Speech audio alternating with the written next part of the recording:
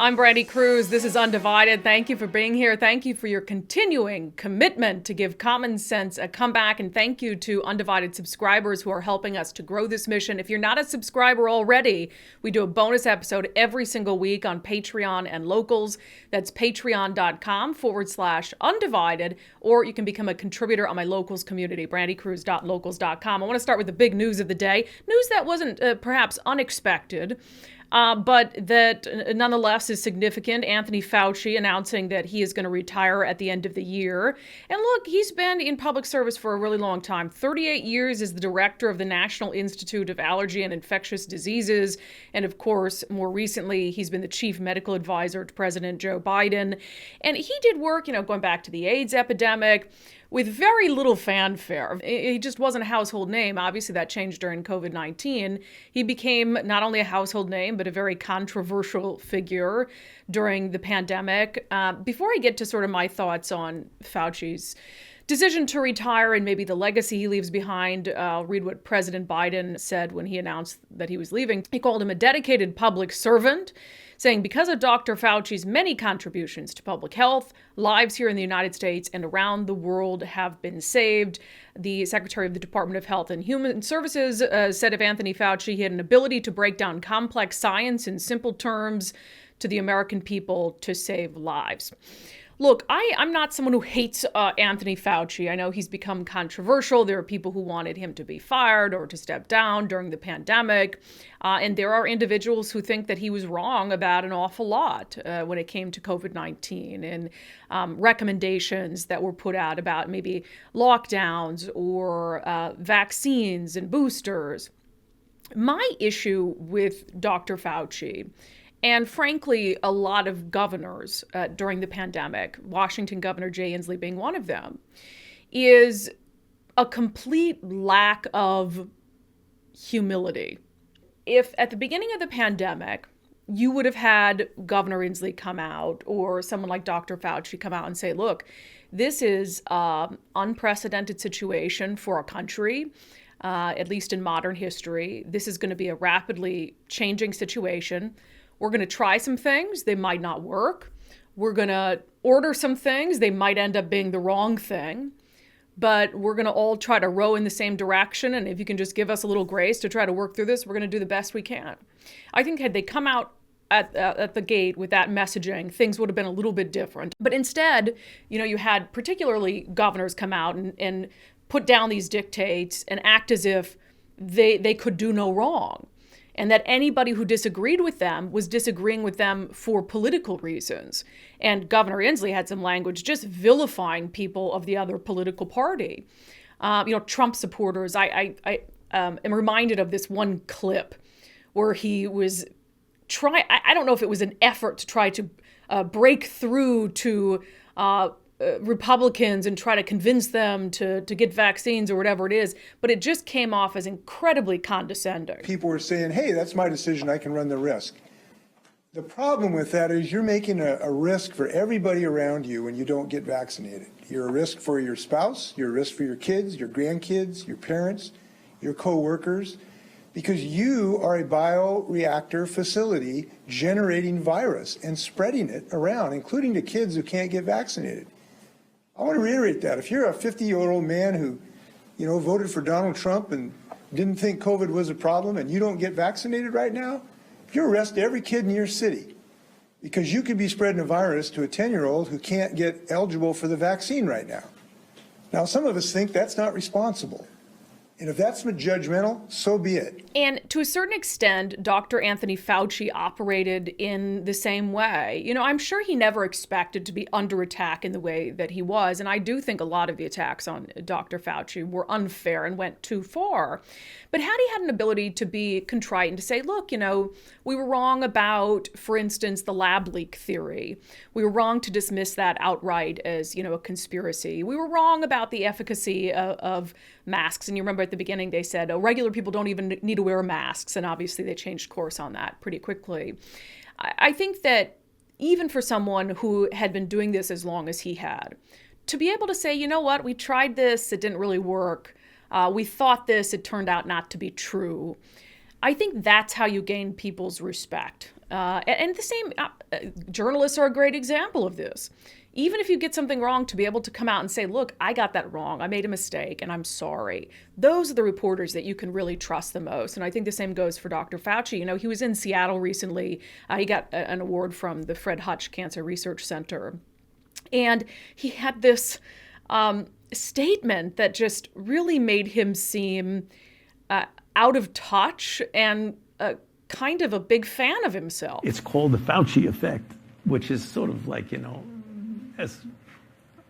trust me, I don't get excited about that. I mean, it's nice, but I mean, people go to medical school now. People are interested in science, not because of me, because most people don't know me, who I am. My friends know me, my wife knows me, but people don't know me. It's what I symbolize. And what I symbolize in an era of the normalization of untruths and lies and all the things you're seeing going on in society from January 6th to everything else that goes on, people are craving for consistency, for integrity, for truth, and for people caring about people.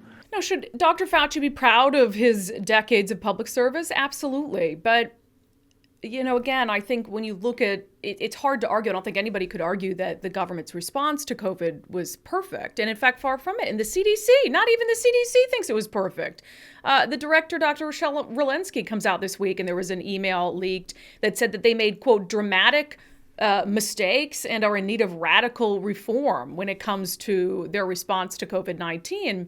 I'll get to that in a moment, but we haven't seen that level of contrition from Dr. Anthony Fauci. So I wish him well in his retirement. He's like 81 years old, which I didn't know. He looks pretty good for 81 years old. And he became a national figure, for some in a bad way, for some in a good way.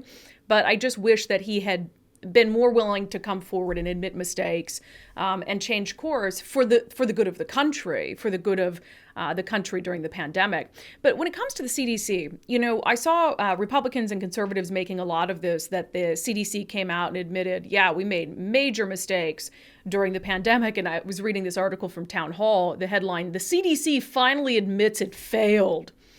But it didn't admit that it failed in the way that perhaps some conservatives and Republicans thought the CDC failed. So they did this review of their response to the pandemic, which is smart. I mean, when you go through something like that, you have to do a review, a debrief to see what went well, what went wrong, and we have to prepare for the next time that the country goes through this. There's a lot of lessons that can be learned. So in that sense, great, you did a review, that's awesome.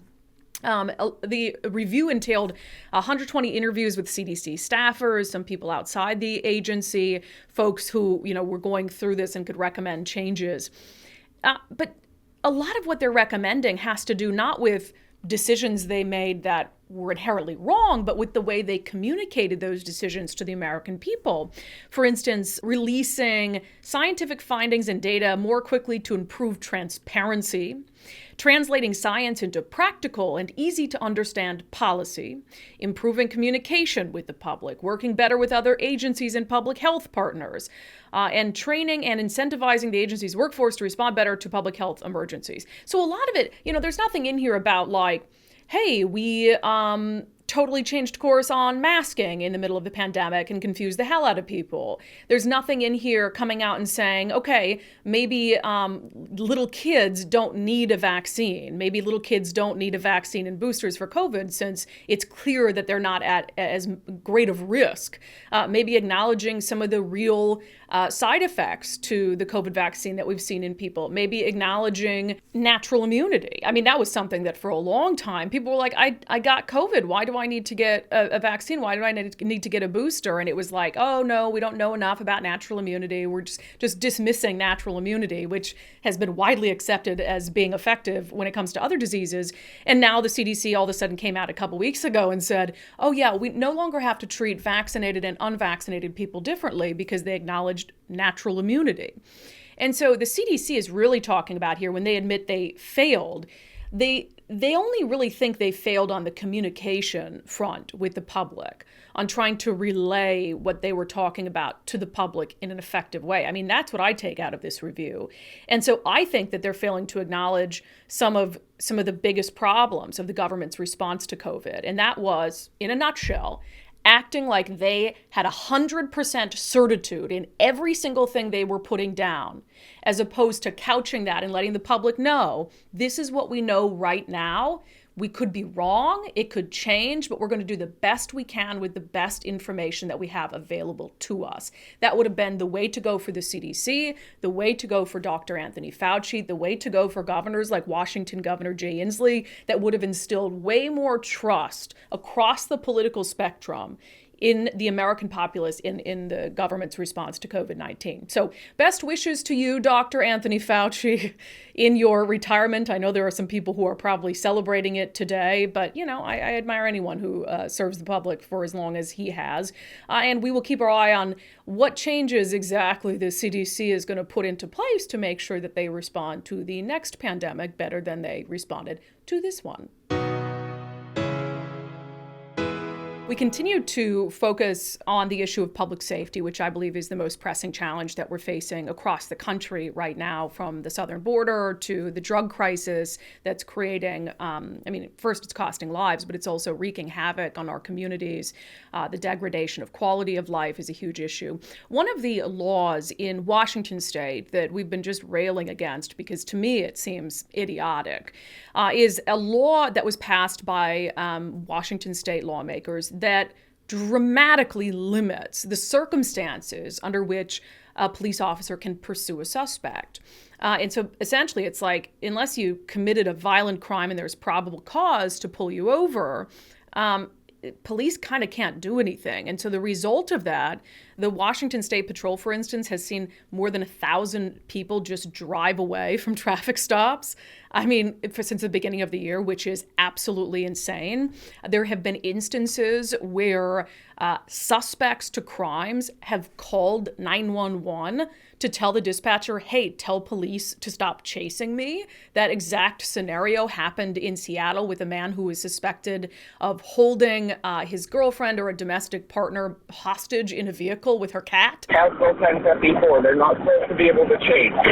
Okay. I've seen enough evidence to believe that this pursuit law needs to be reeled back in a little bit this upcoming legislative session. And I thought there was a lot of momentum to actually make that happen, because now Democrats are suddenly pretending to care about public safety. But I hadn't seen this when it came out, and unDivided subscriber Andrew mentioned it in the comments of last week's Friday episode. Former King County Sheriff John Urquhart, who to me is like a cop's cop, right?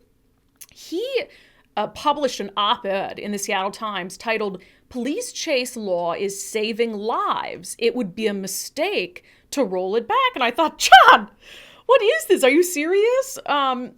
He says, he starts off the article, police chases. We've all seen them on television and in the movies. There is no denying how heart-pounding, adrenaline-pumping, and thrilling a good chase can be. But all police chases have one thing in common. It's like playing Russian roulette with a 4,000-pound bullet fired down the street. Every chase can end in disaster, whether it is an innocent bystander killed or a police officer or the suspect. We don't take those risks in other aspects of police work. Why do it with high-speed chases? He went on to say, there is no denying that we are witnessing an unprecedented moment of change in the policing professions, as well as a predictable resistance. Change is hard, especially when you haven't volunteered for it.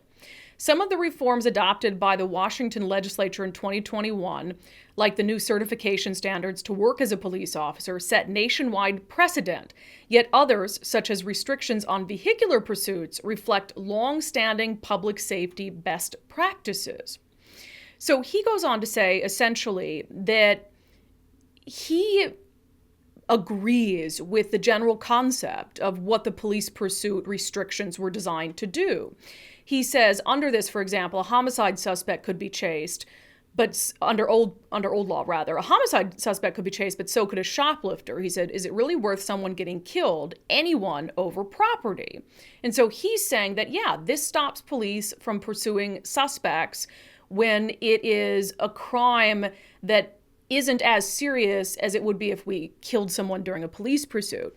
So anyway, I was very surprised to see John Urquhart stand up and say that he doesn't want to roll this police pursuit legislation back. And usually if somebody told me that, I'd be like, well, you have no idea what you're talking about. I can't really say that former King County Sheriff John Urquhart has no idea what he's talking about. Arguably, he has far more experience on this issue than most people, and certainly more experience on this issue than me. And so I called him up and had a conversation with him to try to understand his perspective. John Urquhart, welcome to Undivided, sir. You were telling me before we started that you're enjoying retirement. I am. It's fun being retired. I've got two and a half grandkids, so I've got lots to keep me busy. Two and a half. Somebody's got a bun in the oven? That's right. One of my daughters does. Oh, December, exciting. so it's great. Well, that's great. Well, you're retired, but you're still stirring the pot in the Seattle Times. Occasionally, yes.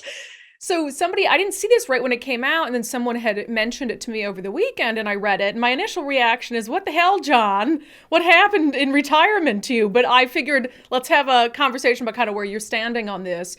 So your overall message in the op-ed is that police pursuits are dangerous, which I don't think that anyone would disagree with. And you gave an example of a pursuit that happened while you were the sheriff that has sort of influenced your thinking on that. Can you talk about it? And that was actually back in 2016. So this is not necessarily something new. But back in 2016, we had an officer working in the South End, and he came across a car that was basically fleeing a shoplift, less than $1,000 worth of merchandise from a South End store, got into a pursuit. The speeds got up over 90 miles an hour on a 2-lane road during rush hour. And the absconding car eventually crossed over the center line, had a head-on crash with a pickup truck. The driver of the fleeing car, she was killed. Her passenger was severely injured, and a passenger in the pickup truck was injured. And this is all over a shoplift. And I went to the executive debriefing a couple days later. And what bothered me the most about that is none of my command staff really was looking at this from the standpoint of, gosh, we killed somebody. Somebody got killed because of our actions. Yes, the fleeing driver is most at fault, but we were certainly the catalyst for that death. And they all came to the conclusion, as did I, that the pursuit was within policy. And what that told me was, if that's true, if it was within policy, then our policy was wrong. And I changed that policy within a few days so we couldn't pursue after most, not all, but most property crimes. So shoplift, malicious mischief, those types of crimes, we were not going to be allowed to have any sort of a lengthy pursuit at all. And that was 100%. That was a big change in what we'd been doing forever. Now, we had a great pursuit policy. We'd had it in place for 20 or 30 years. It was emulated across the state, but it didn't cover that issue. It wasn't good enough. So I made that change. And my people didn't particularly like it because it meant they couldn't pursue stolen cars, and they loved doing that, but they couldn't chase, high-speed chase stolen cars any longer. But we got over it, and it became a non-issue. And it's been a non-issue until the legislature got involved, and then everybody knows about it. So a couple things. When you made that shift in policy, was it widely known that your officers or your deputies were going to be changing who they pursued? Or is that something that was sort of an internal change that the bad guys didn't know about? Well, Brandi, did you see the press release on it? I mean, 2016 was a long time ago, John. No, you didn't. You didn't, because we didn't put out a press release. We kept it quiet. It was internal. There were no news stories about it. You also got to remember, City of Bellevue, the Bellevue Police Department has had a no pursuit policy, at least when I left office. It had a no police pursuit policy for, 30 years? Long time. Nobody knew about it. Wasn't an issue. Seattle Police Department, for the most part, has or had a no pursuit policy. So this is not something necessarily new, but nobody knew about it since 2016 within the sheriff's office. Not an issue. And that brings us to what is one of the biggest issues with the current law as it stands, is that everybody knows about it. We have, and I just played for listeners, a 911 call of a guy saying the police are illegally pursuing me, referencing, the number of the House bill. And so now you're in a situation, because what you said there, I don't know if there's anybody who will be listening to this who thinks that police should pursue a shoplifter at high speeds on the interstate. I just don't. I think that's non-controversial. But now we found ourselves in a situation where criminals know, everyone knows that police by law are heavily restricted as to who they can pursue. And now people are just taking off from traffic stops like crazy. The State Patrol said like 1,000 since the beginning of the year. So to me, I feel like there has to be a happy medium between, the policy that you rolled out quietly 7 years ago and the law as it stands now. Police can still pursue for violent crimes. They can pursue to the ends of the earth for a violent crime, under state law. What they can't pursue is anything that would look like a property crime, felony or misdemeanor. Now, my policy was we could still pursue for burglaries. And we wrestled with that for a while, but pretty much left that in. So if a suspect is believed to have committed a burglary, we could chase for that. Under state law, you can't do that. It's not a violent crime. So the reality is the genie's out of the bottle. You can't really roll it back without changing state law, or at least modifying state law to a certain extent. But for instance, you said, you didn't let deputies pursue stolen vehicles anymore. I spoke with the mayor of Kent, Dana Ralph, who said they had a situation 2 weekends ago where there was a guy with a stolen vehicle. Officers couldn't pursue. That same guy later that night rams a police cruiser twice, could have killed the officer. And so, yes, it's just a stolen vehicle, but isn't it true that somebody who's willing to steal a vehicle and flee presents a danger to the public? No, not universally. An awful lot of stolen cars are taken by teenagers or 20-somethings that take it out for a joyride, that don't have a body in the trunk, that aren't a serial killer, that aren't going to ram a police car the first chance they get. That's just what the statistics are. Now, yes, there are those types of people that the mayor is talking about, but how do you decide which is which? That's the conundrum. How do you decide? And it's real easy to look at that situation in hindsight and say, well, yeah, if they chased him, that wouldn't have happened. Maybe it wouldn't have happened, but maybe that crazy driver would have broadsided a family of 4 in a minivan and killed them all. You just don't know.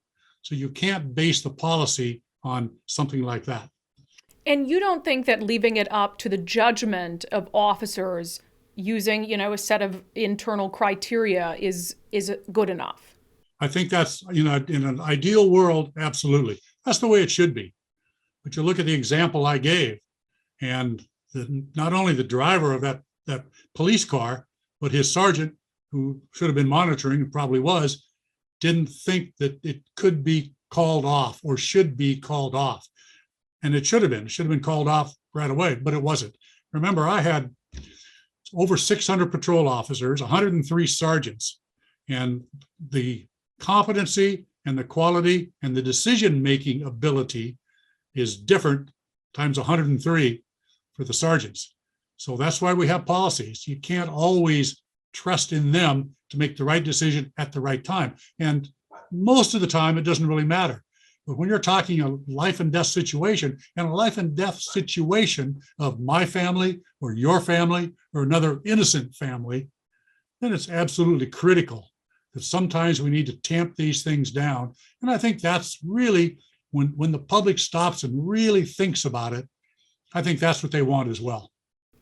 So one of the other issues that's come up is the law puts this probable cause necessity in for law enforcement, saying they have to have, you can pursue in a violent crime, you can pursue in driving under the influence if you think someone's on the road drunk, but you have to have probable cause. And there are some officers who've said that standard is way too high in the moment. Do you agree? Well, your description is a little bit off. Okay, go ahead. Because under the state law, you need probable cause to pursue for a violent felony. Under the same law, you need reasonable suspicion to pursue for a DUI driver. Two different standards. And can you it's not that it's explain, too, it's John, not that it's too restrictive. It's absolutely ridiculous. And that's what happens when the legislature gets involved, because they don't know the difference and they don't know what they're talking about. Can you explain then for folks like me the difference between a probable cause standard and the standard that they put on there for DUI? Probable cause applies to three things: people, places, and things. And it's a standard of more likely than not, 51% or more. Reasonable suspicion is an investigatory standard. I'm going to investigate this situation to find out if a crime has been committed. And let me give you the best example. If there's a silent bank alarm and a patrol car rolls up on that alarm, and we'll call that a violent felony, and a car speeds out of the parking lot and takes off. Now, my training and experience tell me that most likely that car is involved in that robbery, but I don't have probable cause for that person. Therefore, I can't chase that car down and investigate further. Under a reasonable suspicion standard, yes, I can. And I can pursue it. And if it stops, great. If it doesn't stop and gets away from me, well, we have to investigate through other means. So it makes no sense at all for a violent crime to be probable cause as opposed to reasonable suspicion, just like a DUI. Because when you're following what appears to be a DUI driver, you don't know for sure if he's drunk, if he's reaching for the CD that fell to the floor, or if he's having a diabetic attack. So you pull that car over based on reasonable suspicion to investigate further to see what's going on. You don't have probable cause until you smell that alcohol on their breath. So even though you don't support the repeal of the pursuit bill altogether, you would support, it sounds like from reading the article, changing the standard to reasonable suspicion across the board for violent crimes like it is for DUI. No question about it. And it was in committee last session, and it never got out of committee. But it needs to, and I'll be glad to go down and testify in front of them if that's what it's going to take. That needs to be changed. What do you say to folks who are just concerned that the pursuit bill has really eroded the feeling of law and order, where you have people who feel empowered to drive off from a traffic stop, who feel empowered to not only drive away from law enforcement, but to call 911 and say, tell them to stop pursuing me? What do you say to people who are just concerned about what that does to the overall feeling of public safety and the respect for the rule of law? I would tell them to drive down to Fourth and Occidental, or Fifth and Occidental, or the South End, or anywhere in Sodo, or to Third and Pike, and really get upset about the state of public safety. This is a fairly minor issue. Yes, we all want to catch the bad guy. The public wants us to catch him. The police officers certainly want to catch the suspects, but at some point you have to draw the line. And to me, this pursuit issue is binary. Either you chase them and you risk killing innocent people, or you don't chase them and maybe save somebody's life. Yes, there are more suspects that are going to get away. Suspects get away all the time, all the time. Rarely do serial killers get away. As I said, rarely, if ever, is there a body in the trunk of that car that's fleeing. But I get the gut feeling that people have when they want us, when they're upset that we're not going to chase. But they've never peeled a dead person out of a car either, like we have. And don't worry, John, we're plenty upset about the state of Seattle. We talk about it all the time. Good. So am I, and I don't even live there. Yeah, you noted in your op-ed that you, when it comes to, making the decision to not pursue and being hindered in that regard, that's not where the investigation ends, that you contend there are other ways for police to track down those suspects at a later date.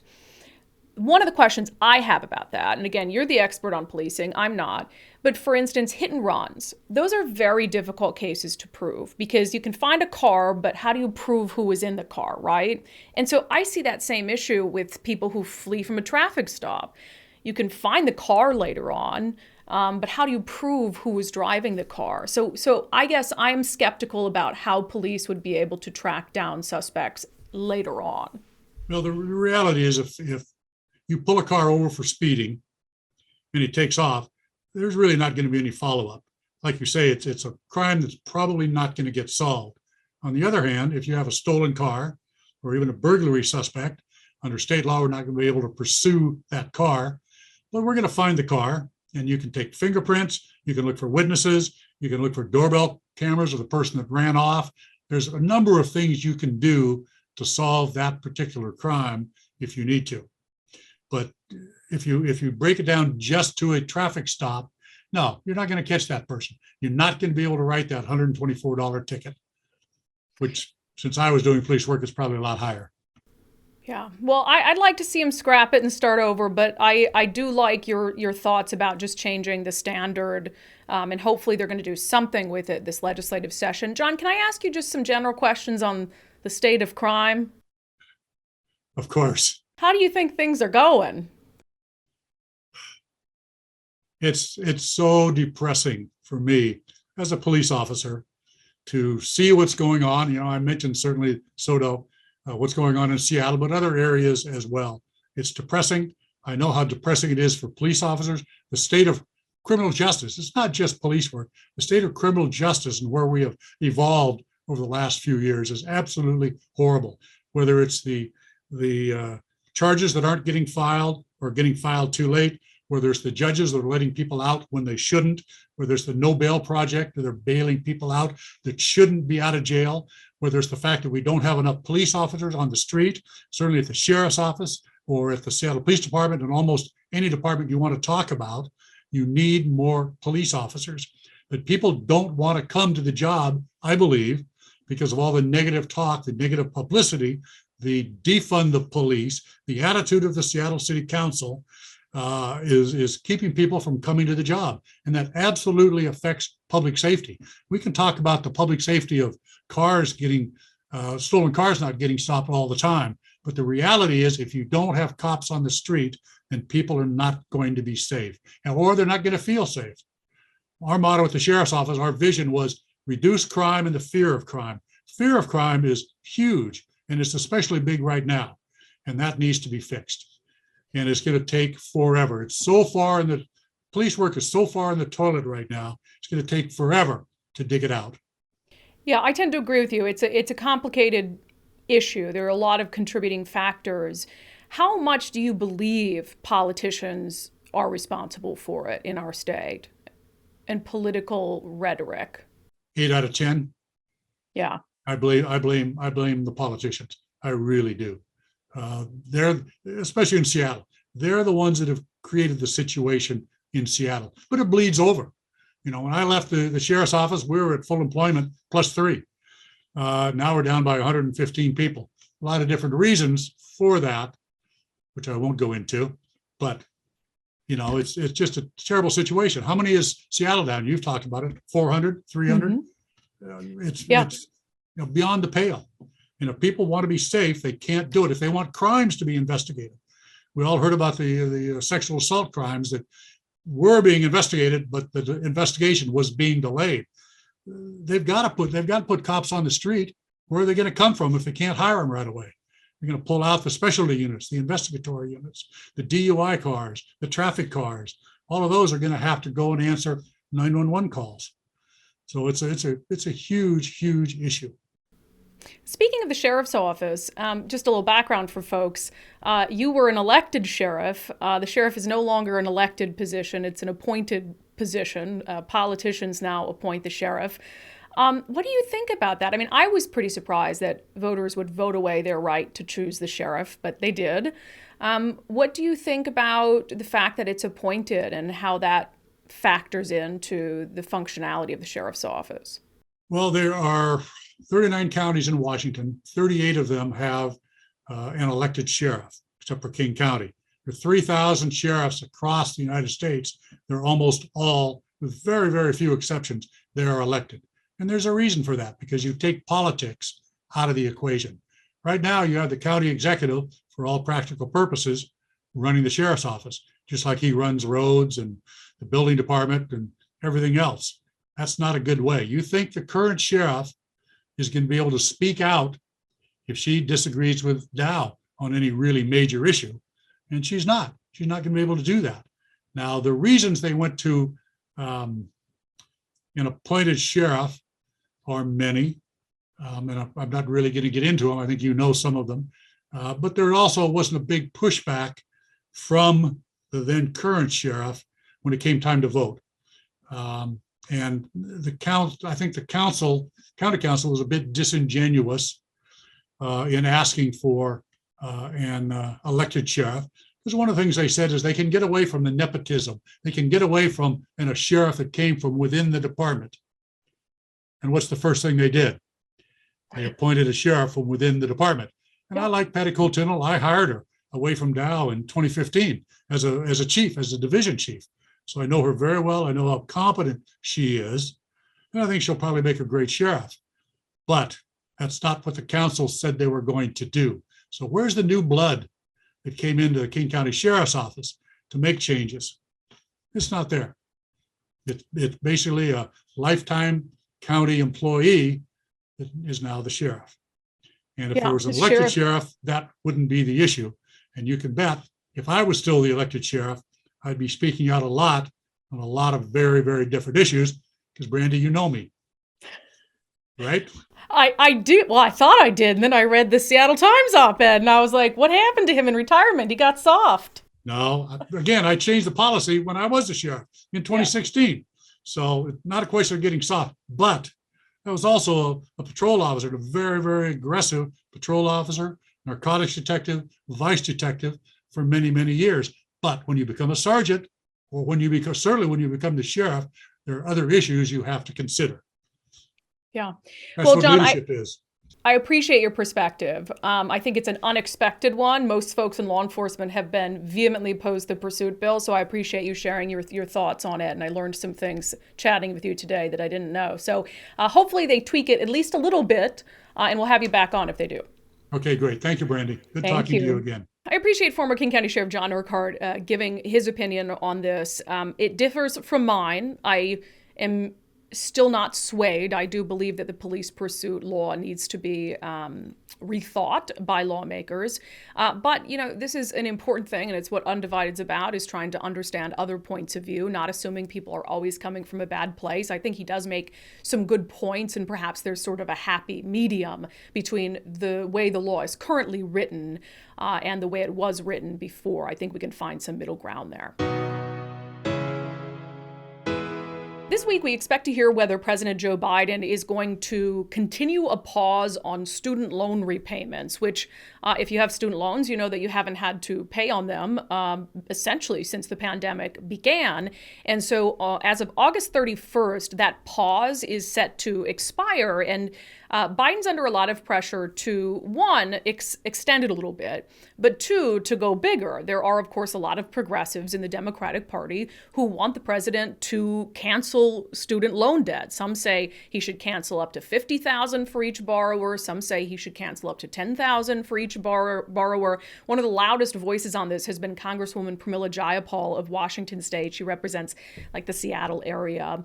And she is the head of the House Progressive Caucus. Just today, she said, good morning. This is the first tweet of the day. Good morning. Today would be a great day to cancel student loan debt and deliver relief for millions of borrowers across the country. Let's get this done. Bernie Sanders has been another loud voice on this. He said, if we can bail out Wall Street after their greed, recklessness, and illegal behavior drove us into the worst recession in modern history, then yes, we absolutely can cancel every single cent of student debt in this country. I am opposed to canceling student debt. I will be fully transparent. I still have some student loans. I went to a 4-year college, University of Nebraska, out of state. I did not come from a wealthy family, and so I took out a lot of loans to go to college, but I fully expected to pay them back, and that's what I have been doing. Would I be upset if they canceled 10 grand of my student loan debt? No, but I'm not going to advocate for it because, again, it's something that I promised to do. But there's sort of this larger reason why I am opposed to it. You cancel student debt that people have now, and then what? And then what? You're going to have people going to school in the fall accumulating student debt all over again. You haven't, I do believe that the education system in this country is broken. I think that we should be able to find a way so someone can go to a college or university without paying 40 grand a year. I had great grades in high school, but apparently they weren't good enough because I think I only got a scholarship for being like from a low income family or something. I can't remember what those grants are called. And also, I remember looking back a few years ago at my student loan payments, and I had paid so much interest on them that it was like I hadn't even made a dent in them. And so I do believe that there are some aspects of that system that could be reformed, but you cancel, billions of dollars in student debt, well, you're going to have students continue to accrue billions of dollars collectively in student debt. And so unless, if you want education to be free, that's one thing. You need to find a fundamentally different way to run the nation's education system, which we're a long way from any ideas that would pass to be able to do that. I mean, it would require huge structural change. And so all you're doing is helping people who have debt right now. You're not helping people who have debt tomorrow and the next year and a decade from now and 20 years from now. So this, to me, it fundamentally doesn't make a lot of sense. I also share the concerns of, it turns out, many Americans who are worried about what canceling student debt, any level of student debt, would do when it comes to the inflation situation that we have in this country. MSNBC had an article, or CNBC rather, had an article that said that 6 in 10 Americans, 59%, said they're worried that forgiving student loan debt could make inflation worse. The survey also found 34% of people who responded said only those in need should have debt forgiven. 32% say all of those with student loan debt should have it forgiven, and 30% say no debt should be forgiven. Let's touch on that really quickly. This idea that only those in need should see their student loan debt forgiven. I was in need when I went to college. I was in need when I signed up to take on all this student debt, and then I furthered my education. I went on to make pretty good money when I was in TV news, and it afforded me the ability to be able to pay back the loans that I had took out in college, or at least start to pay them back. This is an example a lot of people use, but I think it's a good one. If somebody went to college for some sort of dumb major that isn't making them any money, and they're currently in need, why is that our fault? I think of like the Evergreen State College in Olympia, Washington, where people go to become anarchist protesters. Like, yeah, becoming a protester doesn't make you much money unless you're looting. And in that case, like, why am I going to pay for that person's arts major or whatever the hell they went to college for? Like, that's just ridiculous. So I think the time to help those in need, which I mean is, I'm assuming to mean is financially, would be before they take on the burden of tens of thousands of dollars or even hundreds of thousands of dollars in student loan debt. So that doesn't make any sense to me. It's like you're punishing people for their success. So if you went to college, you worked hard, you studied hard, and you got a job where you were able to pay your student loans back and repay the government or whoever you took your student loans from, then you're being punished by saying, oh, no, you paid all that off, good for you. This person who had a crappy major, or maybe they didn't apply themselves, maybe they got bad grades, they got stuck with all the student loan debt. Yeah, we're going to help them out. It's this common theme that I think is very common in progressive policies in particular, that like we're going to help out like the least hardworking person. Like we're going to help out people who aren't even willing to help themselves. Like that's just ridiculous to me. So there's a lot of reasons why I am vehemently opposed to canceling student loan debt. This money isn't made, money doesn't grow on trees. What does your mommy say? Money doesn't grow on trees. And so I'm definitely worried about the inflationary aspect of it, but also just, it doesn't do anything. It does something for people who currently have student debt. It doesn't do something for people who are going to start to accrue it tomorrow. That makes no sense to me. So we'll see what happens here, what Biden decides to do. I will say the reason progressives are pushing him so hard on this, I mean, Congresswoman Jayapal tweets about this like every single day. And the reason they're pushing so hard is their concern, what if we lose control in Congress, or have a Republican Republican president in a couple years. And so they want Biden to get this done while he can get this done. So we'll see. I think he's under enough pressure that he'll extend the deadline, or he'll extend the pause on student loan repayments. But I just don't know if he's going to be willing to cancel debt. Certainly not $50,000 a borrower, I would hope. Maybe Biden will cave to the pressure from progressives and cancel $10,000 worth of student loan debt. But, I just think this is another absurd thing. It doesn't teach people responsibility. There's a lot of things you can do to improve the educational system in this country to make sure that people aren't unable to claw their way out of student loan debt and just crushed with interest. I think there are a lot of issues that you could go about fixing first. Well, we finally have a little bit more information on what Liz Cheney plans to do now that she has lost her seat in Congress. I mean, she still has to finish out her term, but she's not going to be back in Congress after losing the Republican primary in Wyoming. She has now formed a political action committee called The Great Task.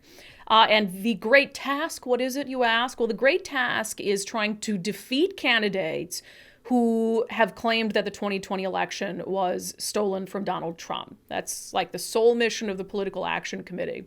And she did say after she lost that, now is when the real work starts. And she kind of alluded to maybe 2024 as a possibility. I'll play that clip again. The great and original champion of our party, Abraham Lincoln, was defeated in elections for the Senate and the House before he won the most important election of all. Lincoln ultimately prevailed, he saved our Union, and he defined our obligation as Americans for all of history. And so, look, maybe she is still considering 2024. I don't think she'd have a chance in hell. I mean, Democrats, they applauded her for, joining the January 6th committee, but they still look at her as the enemy. I mean, Democrats still see any Republican as the enemy. So she's not going to get Democrat votes, and I just don't see her rallying enough Republican votes to be able to win. If anything, she'll split the Republican vote. She could help. If her goal is to keep Donald Trump out of office, she could siphon enough Republican votes to make a difference. So if Donald Trump wins in 2024, or if Donald Trump runs in 2024, that he's not able to win, I would not put that past her. I can see her doing that and then handing the election over to whatever Democrat ends up running. But Liz Cheney, for now, her immediate task is with this Political Action Committee and to go after candidates ahead of the November midterm. So Cheney talked about this on ABC's This Week. She said, we really have to decide whether we're going to be a party based on substance and policy or whether we're going to remain, as so many of our party are today, in the grips of a dangerous former president. And I agree with Cheney on one front there, which is that the Republican Party needs to get back to its core, needs to get back to being the party of common sense, policy, solutions, limited government. I talked about that a little bit on the show on Friday, how you've got some of these candidates who are just like clowning around and really not meeting the seriousness of the moment. So I do agree with Cheney that it needs to get back to substance, the Republican Party. I mean, politics as a whole, but the Republican Party really needs to get back to substance, focusing on its core mission. It's just so much of it has become about Donald Trump and whether you love or hate Donald Trump and defending Donald Trump. And it's like, dude, I don't care anymore about Donald Trump. I just want the country to function. I want the country to be safe. I want the border to be secure. I want the government to stay out of my business. And so I agree with Cheney on that front. It'll be interesting to see what effect this has. I mean, some of the candidates that are moving forward to the November general election, a lot of the Trump-backed candidates beat more moderate Republicans in the primary, but I do think they're going to have a much harder time winning in November. And so I wonder if this rift in the Republican Party is going to have the effect I think it's going to have, which is that Republicans don't do as well in November as we've all predicted. And if Cheney is spending money to go after Republicans in races against Democrats, I mean, she is working to hand elections off to Democrats in those instances. And obviously she's decided that that's worth it, that she would rather have a Democrat in office than an election denier in office. And her PAC already has several $1 million. And so we'll see how fundraising goes for her. But Liz Cheney getting a little, maybe call it retribution, I guess. And this is what she is going to do post-Congress. So she's going to continue her commitment to eradicating her party of Donald Trump. Now, I mentioned there that I agree with Liz Cheney when it comes to the Republican Party just getting back to business, embracing the seriousness of the moment, saying, listen, there's all these distractions going on, but we have a lot happening in the country, and we're the party that's going to address these things. We're the party that's going to be able to help fix them. And I asked you guys on social media this morning a really simple question. I asked the question, what do you expect from your state government? Tell me in one sentence. Now, I did get some sarcastic responses. Brett said, tax the shit out of me and piss it away, which I got a kick out of. But a lot of responses fell into the category of sort of like, do the core functions of government and then just leave me alone. Douglas wrote, maintain the roads and bridges, then stay the bleep out of our way. Scott said, make the most of what you have for the benefit of the most people. Brian said basic services, police, fire, EMS, and infrastructure. Ben said flat roads, clean water, safe towns at a reasonable price. I like that. But there was a lot, stay out of my life, less intrusive, to be left alone. And that's really, I think, if you were to have conversations with people across the political spectrum, I don't think individual Americans really want the government to be this kind of looming presence in their lives. I tweeted last weekend, over the weekend, I tweeted, make the presidency boring again. And to me, that's the indicator of a functioning, effective government, is when we don't think about them. I want them to be doing their jobs. I want them to be fulfilling the core functions of government, like infrastructure, public safety, etc. And then I don't want to think about them. But we've gotten to this cycle where we have this ever-present, ever-looming conversation about the presidency, about the governor, about Congress. And it's like, gosh, if they were performing the functions of their job and doing it well, we wouldn't really have to think about them very much. If they were doing their job, it would be boring to us. Part of that, I think, is our social media climate and environment, where it's like, oh my gosh, we have to know everything going on at every single moment. And the White House press rooms and the briefings have turned into just these wild daily events, when they used to just be something that none of us would ever watch or pay attention to. And so that's what I'd like to get back to, is a kind of a boring government. A president and a Congress and governors who are fulfilling the functions of their responsibilities and just sort of leaving us alone. And I think even if you talk to Democratic or progressive voters, I don't think that any of them would say, no, I want the government in my business. Yeah, no, I want the government really ever present in my life. People want to live a good, happy, healthy life, and I think most of us don't even want to think about the government. I mean, hell, I talk about politics, and I would rather not even think about the government. So to that end, I have formulated what I believe is the best possible 2024 presidential ticket.